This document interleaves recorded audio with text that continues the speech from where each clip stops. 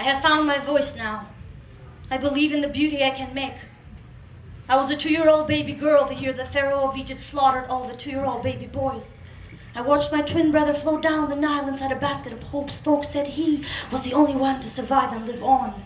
Yet I survived, lived on to become a 25-year-old woman in Kosovo the year that Milosevic slaughtered all the men in my village. My brother was not so lucky then. Yet I survived, lived on to become a 48-year-old woman in India the day that my husband died, and I incinerated my body for his coffin. Yet I rose from the ash in Hiroshima and fed the ghosts of what was left of my children with a trickle of blood running down my thigh from too many moons spent with American soldiers, some of which grew so accustomed to me they sought me out again, both in Korea and Vietnam. I'm a chastity belt in England and an honor killing in Afghanistan. The day that the nuclear reactor exploded in Chernobyl, Ukraine, I was sunbathing with my 5 kids on the other side of the same river. The Soviet government said, there's nothing to worry about, business as usual, go back to your place, so I went. And when the first plane hit on 9/11, I heard the blast from my office on the 89th floor of the second tower. The American government said, there's nothing to worry about, business as usual, go back to your place, so I went, and now I'm ash, I'm debris, I am bald from radiation, bald from chemotherapy, bald from selling my long black Malaysian hair to the wig and weave makers for black girls in America who can no longer grow their own because of the flames inside their heads.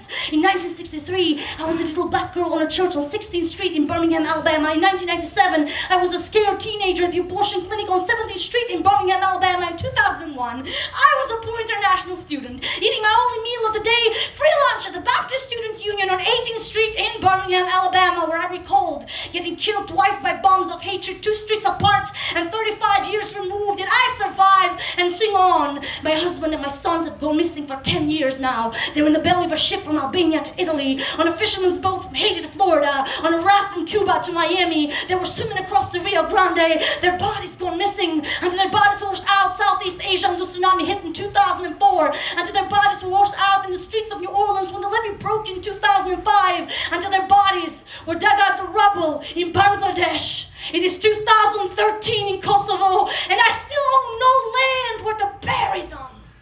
Kingdoms are built on my shoulder blades, and wars are fought in my womb. Business is conducted at the price of my blood, and the work of my knuckles makes others rich. So don't call me a feminist. I am a woman. Don't call me the rest of the world. I am the world. I'm an Albanian poet, in exile from my country since 1998, and I still struggle every day to find the words to tell you in English what was stolen from me, what was lost. I may no longer be a headline, but I am no ghost. I am a woman, a witness, a survivor, a loaded cannon, and a loose noose. Once again, I will outlive you, shake you off like dust from my apron and move on.